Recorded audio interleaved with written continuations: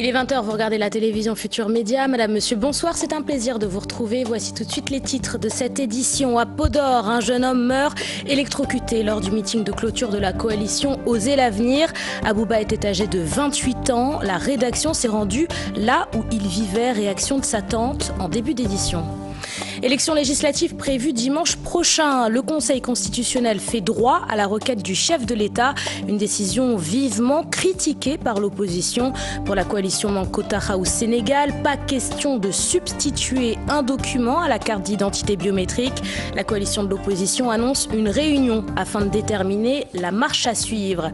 Dans cette édition, réaction également du président de l'Union sociale libérale. D'après Maître Abdoulaye Tine, le Conseil constitutionnel sort de son rôle. Il annonce une plainte à la Cour de justice de la CEDEAO. J-2 avant les élections législatives, aux parcelles assainies, de nombreux citoyens sénégalais n'ont toujours pas récupéré leur carte d'identité biométrique. Une situation fortement dénoncée par ces électeurs qui se disent découragés. Nous ferons également le point dans la région de Fatick où le taux de retrait des cartes d'identité biométrique est lui estimé à 94%. Dernier jour pour nos rubriques spéciales campagne électorale. Ce soir, Moi Député donne la parole à la candidate Ndeye Fatou Guissé, coordonnatrice du mouvement Fekke Massi Bolé à Linguère. Elle est investie sur la liste de la coalition Benno Bokk Yakaar. Et puis dans la rubrique sénégalais lambda et campagne, nous nous rendrons sur la plage de Ngor à la rencontre des maîtres nageurs. Chaque jour, ils surveillent les baignades. Pourtant, ils travaillent sans contrat. Aux futurs députés qui siégeront à l'Assemblée nationale, ils demandent la formalisation de leur activité. Voilà pour les titres de cette édition. Restez avec nous, le développement, c'est dans une poignée de secondes.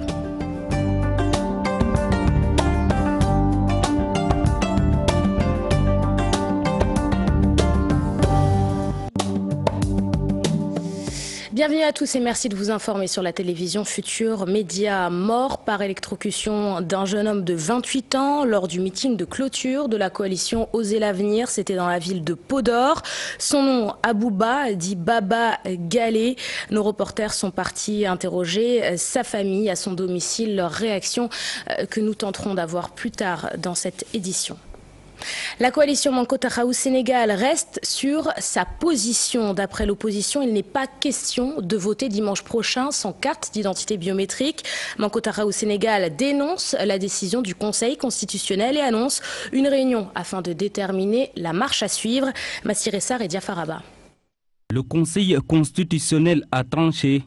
La coalition Manko Taxawu Sénégal est contre cet avis.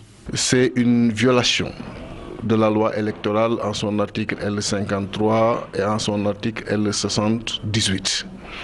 Et aujourd'hui, il faudrait dire que c'est une façon de permettre au président de la République Macky Sall d'engager une fraude massive sur l'étendue du territoire national et au niveau de la diaspora. Parce que nous savons très bien que c'est incontrôlable. Et aujourd'hui, la loi électorale est assez claire sur les éléments que l'électeur doit présenter pour procéder à son vote. Nous sommes extrêmement outrés aussi par cette décision du Conseil constitutionnel. Parce qu'à notre avis, le Conseil constitutionnel a été saisi pour avis. Et par conséquent, il ne peut pas produire une décision. On n'est pas en matière contentieuse, on n'est pas également en litige. Kefal d'ajouter que le ministère de l'Intérieur doit remettre aux citoyens leur carte d'électeur. Et que la loi soit appliquée dans toute sa rigueur. Et par conséquent, que le ministre Abdoulaye Daouda Diallo se débrouille pour rendre disponibles les 6 250 000 cartes de Sénégalais qui ont eu à s'inscrire et qu'à ce nombre, ces Sénégalais puissent exprimer librement leur devoir citoyen le jour du vote. La coalition Manko Taxawu Sénégal se veut claire. On vote avec la carte biométrique CEDEAO et rien d'autre. Le président de la République, avec l'incompétence du ministre de l'Intérieur, aujourd'hui ne doivent pas quand même nous rabaisser à ce niveau qui fait que partout les gens nous regardent et s'inquiètent sur notre situation. Et le président aujourd'hui qui invite l'opposition dans un plan de sauvetage d'élections alors que nous avons une expérience d'organisation des élections depuis 1848. C'est ça qui est ahurissant et c'est ça qui nous amène à dire qu'on ne veut pas autre chose que le respect de ce qui est dit dans la loi électorale, à savoir l'utilisation des cartes d'électeurs pour procéder au vote. Ils ne vont pas voter. C'est ce que nous voulons, les cartes d'électeurs. En attendant dimanche, jour de scrutin, la coalition Manko Tahaou Sénégal va se réunir pour tracer la voie à suivre suite à cette décision. Pour permettre aux électeurs sénégalais de voter sans leur carte d'identité biométrique, le chef de l'État se substitue au Parlement et demande l'avis du Conseil constitutionnel. Dans ce reportage, la réaction de Moustapha Diakhaté, membre de la mouvance présidentielle. Réaction également de Thierno Bocoum, membre de l'opposition. Selon lui, le choix du chef de l'État est dangereux et vient renforcer les prérogatives du Conseil constitutionnel. Fatou Bintou Conté et Pape Sangoné Mbaye. La décision du Conseil constitutionnel de permettre aux citoyens de voter avec d'autres pièces, outre les cartes biométriques sans passer par l'Assemblée nationale, est bien possible. Pour Moustapha Diakhaté, cet avis favorable peut bien se substituer à la loi. La loi parlementaire pouvait être usitée aux fins de modification du code électoral, mais le temps qui nous était imparti, c'est la dernière semaine de la campagne, rendait impossible la voie parlementaire. C'est ce qui explique d'ailleurs certainement le choix du président de la République de consulter le Conseil constitutionnel. Mais dès l'instant que le Conseil a considéré que la demande du président de la République est irrecevable et que le Conseil a statué et a pris une décision, donc que le Conseil a considéré que la demande est irrecevable et qu'il s'est réuni, qu'il a statué et qu'il a pris une décision, de mon point de vue, la décision donc du Conseil revêt tous les aspects légaux nécessaires. Bizarre pour Thierno Bocoum qui pense que le chef de l'État est en train de renforcer les prérogatives du Conseil constitutionnel. Ce qui est bizarre dans l'approche du président de la République, c'est qu'on a l'impression qu'il cherche à renforcer les pouvoirs du Conseil constitutionnel. Parce que nous avons un Conseil constitutionnel qui répond à ses moindres caprices. Donc nous nous rendons compte qu'il est en train de renforcer le Conseil constitutionnel et de dépouiller l'Assemblée nationale de ses prérogatives. Parce que c'est quand même extraordinaire qu'on veuille changer la loi sans passer par l'Assemblée nationale. Il est en train de mettre en place une jurisprudence extrêmement dangereuse parce que si aujourd'hui des personnes nommées par le président de la République ont la possibilité de mettre en place une nouvelle loi sans passer par l'Assemblée nationale, c'est un précédent dangereux. C'est extrêmement grave. Ça veut dire que ce sont des personnes nommées qui prennent la place de personnes élues. L'ancien président du groupe parlementaire Benno Bokk Yakaar estime qu'avec cette décision du Conseil constitutionnel, le chef de l'État répare une injustice. Pas seulement les aspects légaux. Cette décision répare une injustice dont seraient victimes plus d'1 million de Sénégalais. Parce qu'en fait, au Sénégal, la fraude électorale, toutes les portes de la fraude électorale sont fermées. Nous avons eu l'histoire des ordonnances en 1993. Aujourd'hui, on nous parle d'immatriculation. Sans qu'on ait la possibilité de contrôler. Si aujourd'hui on vous demande d'apporter seulement 2 photos d'identité et de vous fournir un document, mais personne ne peut contrôler tout ce qui se fera autour de ça. La tête de liste nationale de la coalition Benno Bokk Yakaar répond à la coalition Manko Tahaou Sénégal. D'après Mohamed Ben Abdallah Dionne, la coalition Benno Bokk Yakaar ne fait ni dans l'achat de conscience, ni dans la fraude. Il était en meeting au stade Amadou Barry de Guédiawaye. Le stade était d'ailleurs plein. Le meeting a enregistré la présence du ministre conseiller Youssou N'Dour. Ce dernier faisait sa première réapparition publique depuis les affrontements qui se sont tenus dans la commune de Grand Yoff. Le Conseil constitutionnel fait droit à la requête du chef de l'État. La coalition Ndawi Askanoui parle de forfaiture. Toutefois, pour un scrutin apaisé, la coalition appelle les électeurs à respecter les dispositions de la loi électorale. Écoutons l'un des membres de la coalition. Diallo Diop est au micro de Fatidien. Par cette énième forfaiture, qui autorise, à titre exceptionnel, le vote avec une pièce autre que la carte d'identité biométrique, le Conseil constitutionnel non seulement viole le code électoral en son article L53, mais en outre, il semble ignorer qu'il n'est pas un juge d'opportunité, mais bien une juridiction chargée de dire le droit en toute indépendance et souveraineté. Face à pareille voie de fait, qui équivaut à un habillage juridique de l'arbitraire présidentiel, la coalition Ndoye Askan Wi tient à lancer un appel solennel et pressant à l'ensemble de nos concitoyens, de l'intérieur comme de l'extérieur du pays, à respecter les dispositions de la loi électorale en allant voter tôt dimanche prochain dans le calme et la dignité. À présent, la réaction du président de l'Union sociale libérale. Selon lui, le Conseil constitutionnel sort de son rôle en statuant sur une loi électorale. Maître Abdoulaye Tine annonce une plainte à la Cour de justice de la CEDEAO afin de faire annuler cette décision du Conseil constitutionnel. Sa réaction dans ce reportage, il est signé Cher Hassan Affal et Diafaraba. L'avis du Conseil constitutionnel suite à la saisine du chef de l'État inquiète le président de l'Union sociale libérale. Pour lui, l'institution n'est plus dans son rôle. Nous avons estimé qu'en rendant la décision qui a été rendue, le Conseil constitutionnel sénégalais a tout simplement outrepassé ses pouvoirs parce qu'il ne détient ce pouvoir d'aucun texte de loi. Ça n'existe pas dans la Constitution sénégalaise. Pour cet avocat, cette décision décrédibilise notre démocratie. Mais c'est une régression terrible de la démocratie sénégalaise et de l'état de droit. Mais en persistant bien sûr à vouloir coûte que coûte organiser des élections, le régime a pris le pari risqué de délégitimer et de décrédibiliser le Parlement avant même qu'il ne soit élu.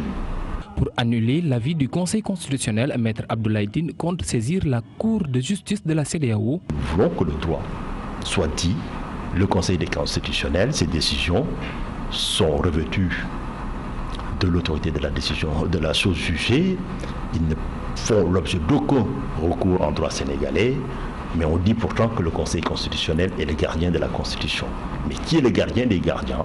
Nous allons chercher à lui trouver un gardien sur le plan international. C'est la Cour de justice de la CEDEAO, cour vers laquelle nous allons tourner en attaquant cette décision devant la Cour.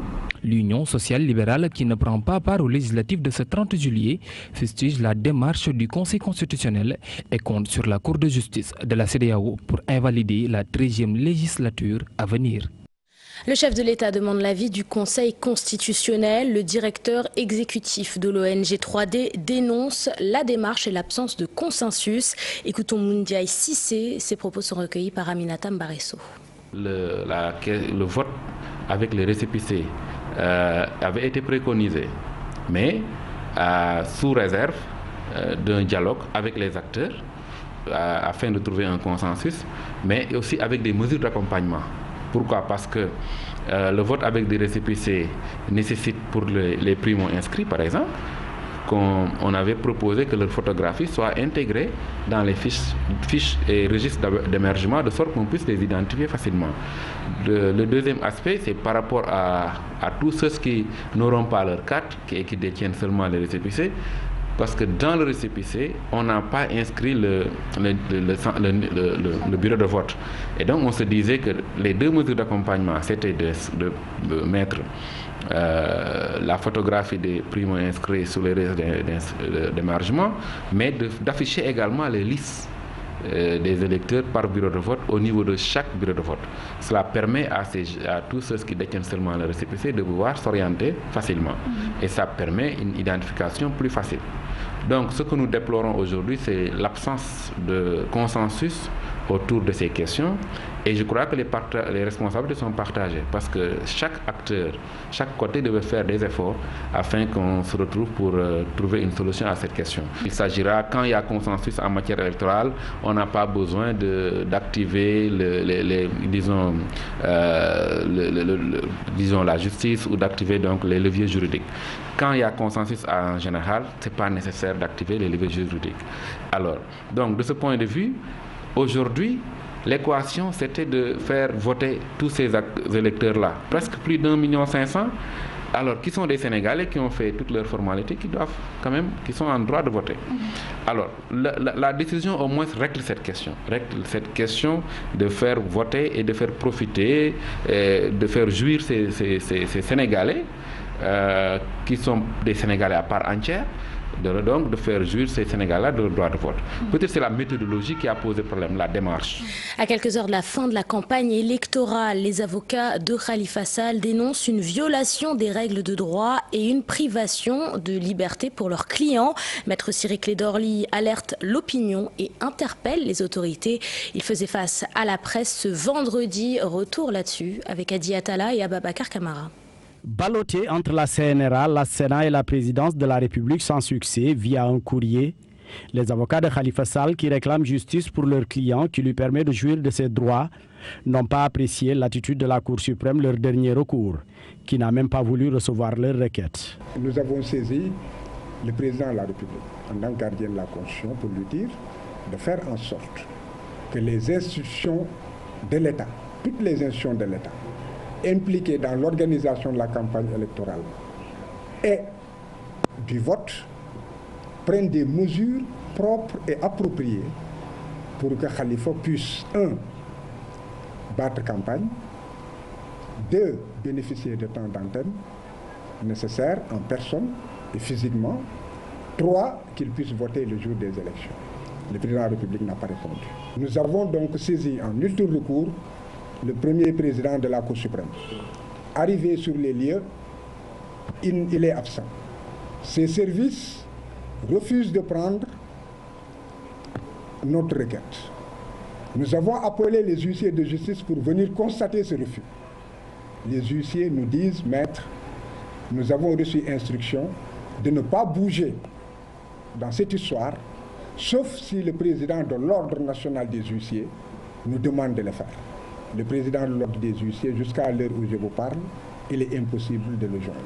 Selon Maître Ciré Clédor-Ly, c'est une forfaiture qui n'honore pas la démocratie, en plus de la violation des règles de droit les plus élémentaires. Il y a toute une conspiration d'un système et d'un État pour que la personne ne puisse pas compétir en toute égalité, ne peut pas être des élections sincères, démocratiques et transparentes. Et il est inadmissible dans un État démocratique, dans un État qu'on dit un État de droit, que la justice refuse de prendre les requêtes d'un avocat ou une correspondance d'un avocat. Les avocats du maire de Dakar ne comptent pas abandonner le combat pour la libération de leurs clients, même si toutes leurs tentatives de faire libérer Khalifa Sall sont restées vaines. J-2 avant les élections législatives aux parcelles assainies, de nombreux citoyens sénégalais n'ont toujours pas pu récupérer leur carte d'identité biométrique. Une situation fortement dénoncée par ces électeurs qui se disent découragés. Aïssatou Paye et Pape Sangonemba, ils les ont rencontrés, ont su leur reportage.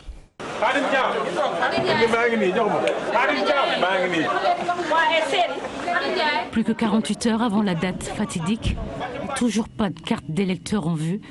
Les habitants des parcelles assainies se voient remettre une fois de plus leur récépissé. Venu s'enquérir de la situation, Bachmay se dit déçu.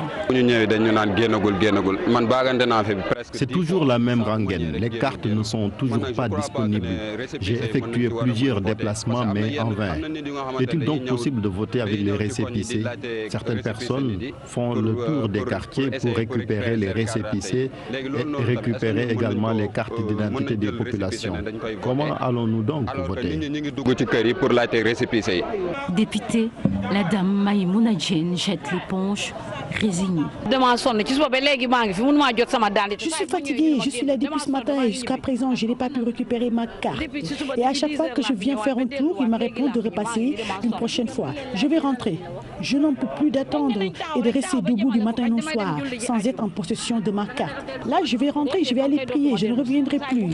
Qu'importe, ils n'ont qu'à faire ce qu'ils veulent avec la carte. Je voterai avec mon récépissé ou avec l'ancienne carte. Aux parcelles assainies, bon nombre d'électeurs vont devoir voter sans leur carte d'électeur, à en croire les personnes rencontrées. 94%, c'est le taux de retrait des cartes biométriques dans la région de Fatick. Selon les autorités administratives et territoriales, aucun souci n'a été signalé dans la distribution des cartes. Suivons cette correspondance de Pape Faraning et Tierno Laurent Mendy. À quelques heures des législatives, il ne reste que près de 1700 cartes dans la grande commission de Fatick.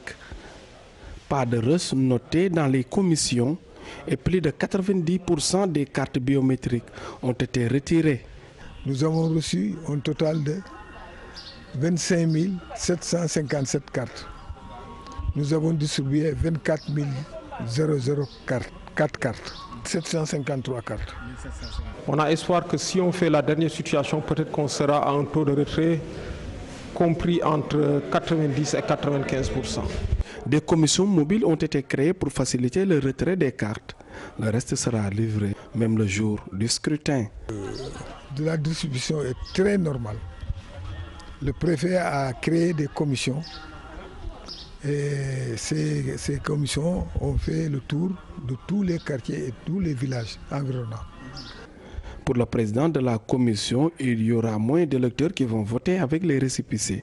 Toutefois, le préfet compte faire une large sensibilisation. Cette mesure-là, on a besoin en fait de la partager avec le plus grand nombre de nos concitoyens afin que tous sachent que même sans sa carte d'électeur, il est possible d'exercer son droit de vote à partir des autres pièces d'identification. Dans la région de Fatick, plus particulièrement dans la commune, les problèmes de retrait des cartes biométriques notés dans les autres régions ne sont pas d'actualité. Le directeur de la communication de la Direction générale des élections explique les conditions d'obtention du document d'immatriculation. C'est ça qui doit normalement accompagner le récépissé, des explications destinées aux citoyens qui n'ont toujours pas reçu leur carte d'identité biométrique. Bernard Casimir Cissé était l'invité de notre journal de 13h. Retour sur son entretien, c'était avec Chérif Dia. Document d'immatriculation, des documents DAF La DAF est habituée à attribuer des documents d'immatriculation, surtout aux personnes détentrices de passeport et qui n'ont pas encore reçu leur carte d'identité. Voici le document. Il y a d'abord le nom de la personne concernée et un numéro d'immatriculation. La DAF prouve que cette personne est bien dans son fichier. Les services de la direction de l'automatisation des fichiers commencent même à décentraliser l'attribution de ces documents d'immatriculation de sorte que les ayants droit n'auront pas besoin d'effectuer le déplacement jusqu'à Dakar. Ils peuvent se rendre directement dans les préfectures, sous-préfectures de leur localité. Le ministre de l'Intérieur a donné une instruction ferme aux autorités administratives pour qu'elles affichent les listes des électeurs devant les centres pour permettre aux citoyens qui ont leur récépissé et documents d'immatriculation de pouvoir localiser leur bureau de vote sans perdre du temps. ñoom jot nañu instruction préfet yi ak sous-préfet yi ci ñu mën a taf loolu te ñoo ngi ciy xar seen tànk tubay. À présent, direction Noto Diobass dans le département de Thiès. Retour sur ce meeting de clôture de la coalition Benno Bokk Yakaar. Les responsables et militants de l'APR de la localité promettent de gagner le jour du scrutin et de donner la majorité présidentielle au chef de l'État. Un pacte signé devant plusieurs responsables de Benno Bokk Yakaar qui ont assisté à ce meeting de clôture. C'est une correspondance à signer Charanta Diop et Seyla Tire. Malgré l'heure tardive, les militants de la paire de Noto Diobass sont restés concentrés, debout comme un seul homme pour soutenir Mamour Thiaw, le responsable de la paire dans la localité. Ils sont venus de tous les villages de Noto Diobass et Tasset. Mamour Thiaw s'est félicité de cette forte mobilisation. Selon lui, la mobilisation montre que la coalition Benno Bokk Yakaar va remporter les élections législatives à Noto Diobass. J'ai vu cette forte mobilisation, mais je vous demande le dimanche 30 juillet de sortir massivement voter la liste Benno Bokk Yakaar. Une majorité écrasante, gouverner pour réunir. Le responsable de la paire à Noto Diobass a fait l'apologie des réalisations faites dans le cadre du PIDC en disant que les chantiers de l'émergence vont définitivement régler les problèmes de Noto Diobass. C'est fait, une conduite a été déviée, c'est ce qui a permis d'alimenter en eau potable Taten et environ. En tout cas, Noto Diobass a été très bien servi. Vous avez constaté de vous-même que le président Macky Sall a construit une route qui quitte Keur Thiem jusqu'à Sangué. Les responsables de Benno Bokk Yakaar au micro ont déclaré que la mobilisation est exceptionnelle, mais le plus important est de faire en sorte que les populations récupèrent leur carte d'électeur, voter pour donner une majorité écrasante à Benno Bokk Yakaar. Retour sur la campagne électorale dans la région de Saint-Louis. Pendant 21 jours, les coalitions et partis politiques ont enchaîné les caravanes et les meetings. Dans les 3 départements de la région, les candidats ont tous promis une meilleure gestion des ressources naturelles. Dans le nord du pays, on note cependant un incident durant cette campagne électorale. Il s'agit d'échauffourées entre militants de l'APR et du Parti démocratique sénégalais. Et puis à Sakal, dans le département de Louga, un des responsables du Parti socialiste quitte la mouvance présidentielle pour rejoindre le Parti de l'unité et du rassemblement. À Sakal, le départ du maire de la localité ne fait pas perdre espoir aux militants de l'APR qui promettent une victoire écrasante au soir des élections. C'est parti pour nos rubriques dédiées à cette campagne électorale. Ce soir, la rubrique Moi député s'intéresse à la candidate Ndeye-Fatou Guissé, coordonnatrice du mouvement Fekke Massi Bolé à Linguère.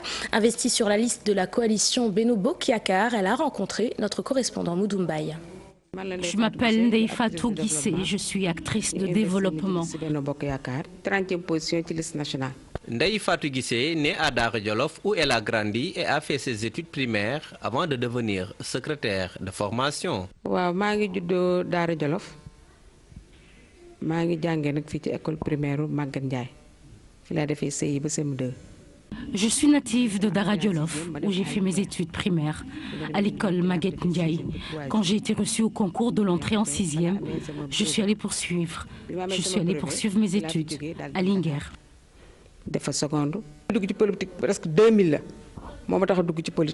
C'est en 2000 que je me suis lancée en politique, avec la conviction que l'intérêt de la société doit primer sur les intérêts personnels. Je me suis toujours dit que quand on s'engage en politique, on doit toujours centrer ses actions sur le développement humain. Son combat pour siéger à la 13e législature se justifie par le désir de représenter dignement le peuple sénégalais. Je mène un grand combat, celui de porter les doléances des populations à l'hémicycle. À l'Assemblée nationale, poser le problème. La coordonnatrice départementale du mouvement Fekke Massi Bolé est une femme mariée. Dans la rubrique Sénégalais lambda et campagne, la parole aux maîtres nageurs de la plage de Ngor. Ils sont une vingtaine à surveiller chaque jour les baignades. Sur ces 20 travailleurs, un seul est titulaire et dispose d'un contrat de travail.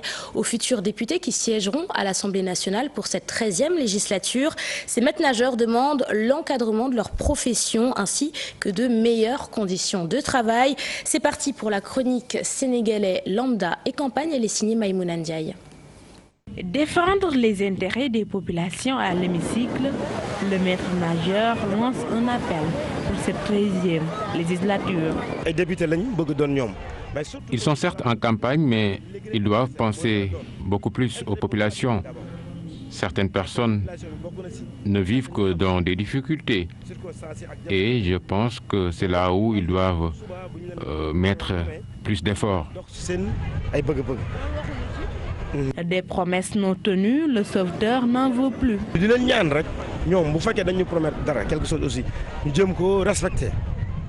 Nous leur demandons de tout cœur de respecter leur engagement. Certaines personnes même disent qu'ils n'iront pas voter à cause des promesses non tenues. Je les comprends franchement. Et je pense qu'il est temps que les choses bougent.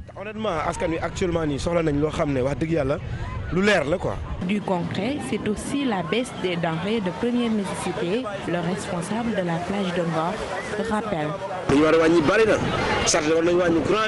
La vie est très chère. Les députés doivent arriver à convaincre le gouvernement pour la baisse davantage du prix de certaines denrées de consommation courante.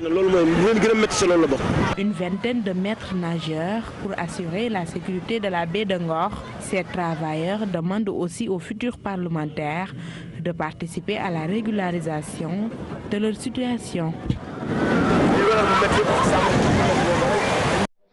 Une campagne électorale qui a coïncidé avec les vacances d'été. La rédaction s'est rendue à la rencontre de plusieurs plagistes.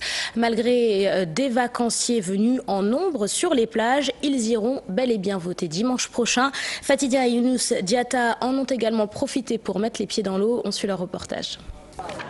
As, plagiste depuis plus de 6 ans. En ce début d'après-midi, il a fini d'installer ses parasols. Je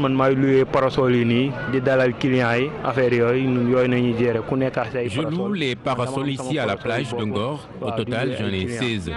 Les prix varient entre 1000 et 1500 francs.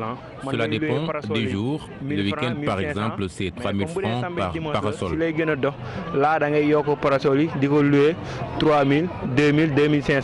Cette année, les grandes vacances ont coïncidé avec la campagne.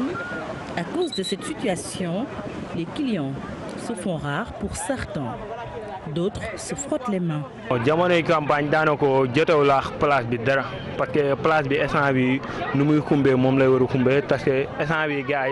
campagne et les vacances n'ont rien à voir, c'est la grande ambiance ici. Ceux qui sont en campagne s'occupent de leurs activités.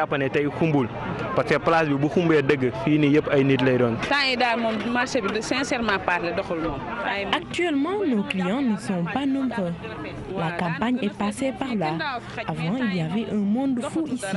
La plupart de nos clients viennent de Pékin ou de Guédiawaye. Ces jeunes persistent, ils suivent l'actualité et comptent aller voter le jour du scrutin. À cause des élections, il n'y a pas beaucoup de monde. Les jeunes, à mon avis, qui suivent les politiciens se font avoir. Ces derniers ne font que défendre leurs intérêts. Personnellement, ma carte d'électeur est gardée dans un endroit sûr. Je n'attends que le 30 juillet. Ngor, une plage bien prisée des Dakarois. En cette période, c'est l'ambiance des grands jours. Pendant que certains sont en campagne, d'autres évacuent le stress à la plage. Voilà la campagne électorale qui prendra officiellement fin ce soir à minuit.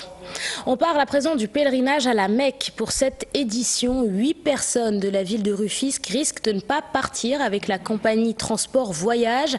Leur dossier d'inscription n'aurait pas été validé par la compagnie. Pour plus de détails, je vous propose d'écouter la directrice de l'agence Moustahim Hajj et Oumra. Ces propos sont recueillis par Ousseynou Thiam. Au nom de ce GIE, nous avions demandé à obtenir un agrément pour le pèlerinage à la Mecque. Ayant obtenu cet agrément cette année, la délégation générale au pèlerinage nous a octroyé 15 pèlerins. Nous avons versé au niveau du groupe 6, à la 7e, on nous fait dire que c'est plein. Ces 8 pèlerins risquent de ne pas effectuer le voyage. Moi, c'est ça qui me peine.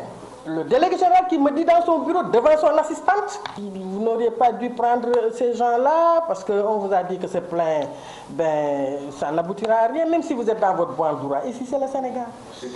Il y a un deal, je le dis et je le répète, entre la dame de Transour et le délégué général au pèlerinage. Voilà, c'est la fin de cette édition que j'ai été ravie de vous présenter. Merci de votre fidélité. Prochain rendez-vous de l'information, c'est à 0h avec le tout en images. Je vous souhaite de passer un excellent début de week-end et vous donne rendez-vous demain pour le journal de 20h.